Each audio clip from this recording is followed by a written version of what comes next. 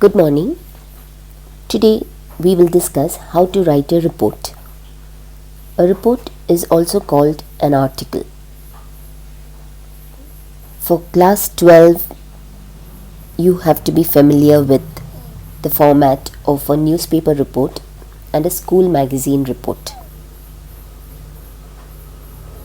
Actually, a report is a written account of something that has already happened. And you may write it from your own experience if you were there when the event happened. Or else you can write the report based on your research, on the reading that you have done, or the data that you have collected from someone else. So if you are asked to write about a natural disaster that happened in some other state or country, then your report will be based on the information that you got from other sources. In any case, the report should be well organized and unbiased. As you know, a newspaper report is the one that is published in a newspaper, and it will be political news or sports news or reports of accidents, crime and other disasters. And you have to follow a specific format while writing a newspaper report. That is, you have to write a headline, and the headline should be written in present tense only, and under that you will give the byline, which is the name of the report.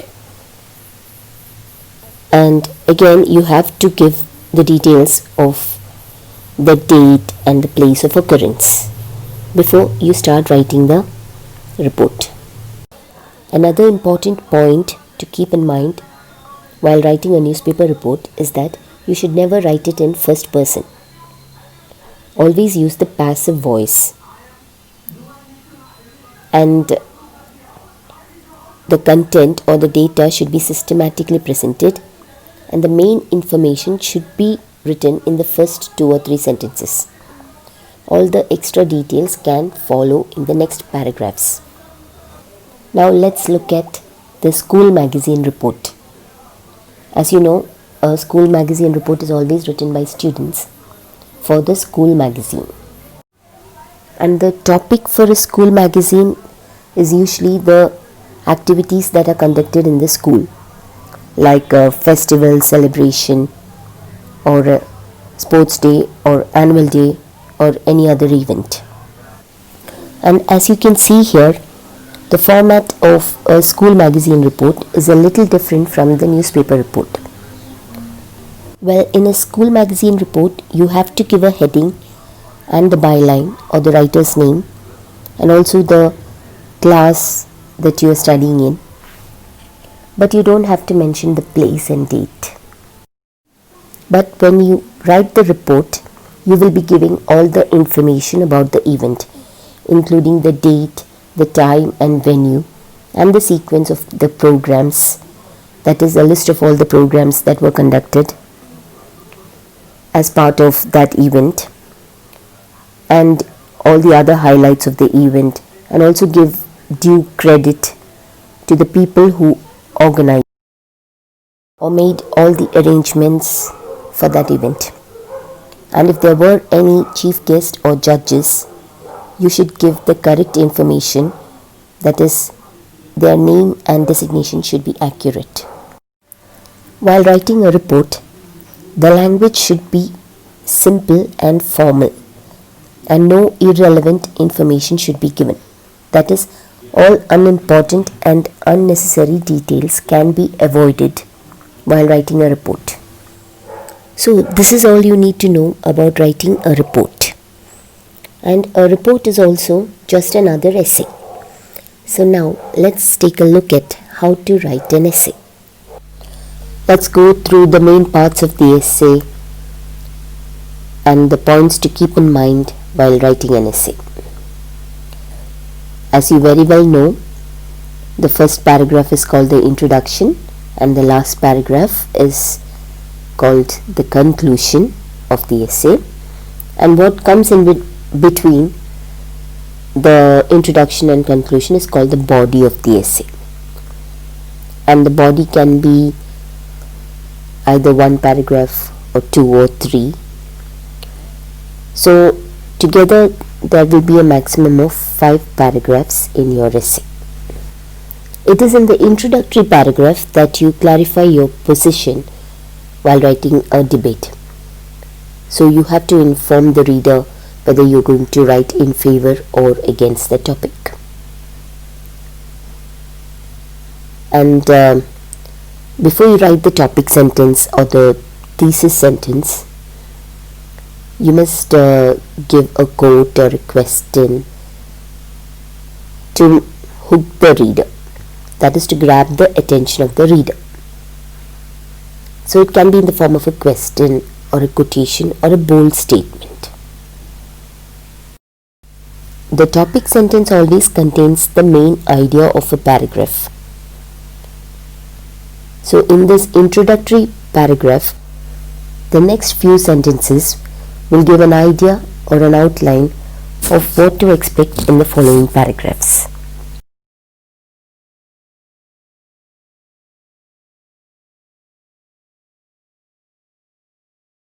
Now we move on to the body of the essay, and as you know, here we will be including all the examples to support your argument and also the extra details to prove your point. Make sure you include your main argument in the second paragraph. That is the first paragraph of the body of the essay. So each paragraph should contain an argument with an example to prove your point. Now we are going to look at how you can make a connection between the paragraphs by using transitional phrases or linking words, which will link one paragraph to the next, and this is how you will maintain a continuity and flow of ideas from one paragraph to the next. To present your first idea, you might use the word first or firstly, and then as you move on to the next paragraphs or the next idea, you can use the word next or then or again. And similarly for other situations, you can use words like since and in order to or in addition, furthermore. And to illustrate an idea or to give examples, you can use the words for example, such as, or like. Some other commonly used linking words are in addition and likewise or besides. And for comparison, we often use the word similarly, while to contrast an idea, we will use however or but. And to cite a consequence, we might use words like or therefore. And to summarize, we often use in conclusion or finally or to sum up. And to restate an idea, the most commonly used phrase is in other words. So there is a long list of transitional phrases or linking words which you can check out later. But now we are going to look at how to write the conclusion or the last paragraph of an essay. You can always start off the concluding paragraph with the transitional phrase like in conclusion or in the end. And as everybody knows, the concluding paragraph will always be a restatement of the topic sentence of the introductory paragraph. So here you will be reinforcing your main argument in different words. And finally, the last sentence of the concluding paragraph will contain a global statement that will give the reader an idea that the discussion has come to an end. Now we are going to look at how to write a paragraph. We'll just discuss it briefly because a paragraph is the building block of an essay. So we'll just go through what you have studied earlier. A paragraph is the simplest of writing tasks. So let's look at the points to keep in mind before you start writing a paragraph. A paragraph should have a topic sentence, supporting sentences, and a concluding sentence. In the topic sentence, you should mention the central idea of the paragraph. For example, if the topic is your summer vacation, then your first sentence can be, "My summer vacation was a wonderful experience," or "I had a nice experience this summer."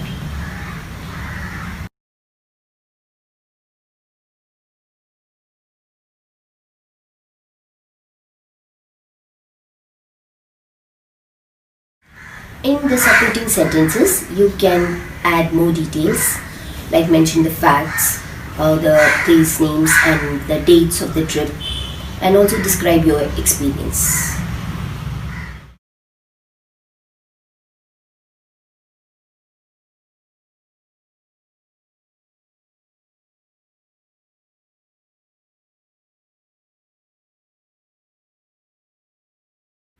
In the concluding sentence, you can sum up the main points in one line if that is possible, or else you can just restate or rephrase the topic sentence. That is, you can reword it or write the topic sentence in a different way and conclude the paragraph.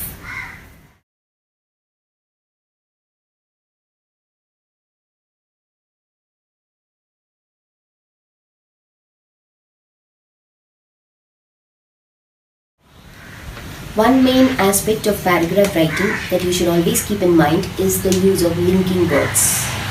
I'm sure you're very familiar with linking words like firstly, secondly, in fact, in short, moreover, however, although, similarly, etc. These are only a few examples of linking words. You can use any other linking word which is appropriate to the situation. These words can be used in the beginning of sentences. It will be helpful in connecting two ideas or to maintain continuity between the sentences. So I hope you have got a clear idea of how to develop your essay writing skills. With this, we'll wind up today's class. Please take a look at all the sample essays given in the notes and also do the assignments. Until we meet again, have a great day.